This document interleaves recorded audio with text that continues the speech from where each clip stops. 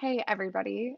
This is Laura Minskoff reporting live from San Diego at the future in-laws home, which is a perfect place to start with a conversation about connecting during COVID. And that in any place, anywhere, when we feel the most removed, or maybe with people we wouldn't ordinarily be spending our time with, that we can find really special ways to connect. So I want to share this idea that my coach brought to me, which I'm now obsessed with and going to carry through the rest of my life, but it's called magic moments. So, what my coach and I talked about was this idea of, you know, time and how we all feel so many draws and pulls on our time. And for many of us, I think COVID has actually extended that.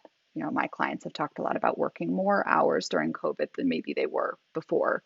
And they're doing it remotely, and there are kids and dogs and all these other things that are drawing our time and making us feel maybe like we're being acted upon versus acting. So, the idea of magic moments is taking agency over your time and saying that whether it's with a family member, maybe it's with your dog, a kid, or a good friend you haven't caught up with in a while, that you can pick these sort of perfect 3 to 5 minute spans of time and you can connect. And so I had an opportunity to explore that myself on a little COVID family vacation in the Napa Valley. And what was really special about it was it brought me to a more present place when connecting with my family. Take a walk in a vineyard with my dad, for example. And instead of just walking, chatting about whatever, it was an opportunity where I asked him about his childhood and his family. And it brought up just this beautiful, like 4 minute conversation where he talked about his grandfather and that he had found out that his whole life he was wrong about where his grandfather was from, that he wasn't Polish, he was Ukrainian.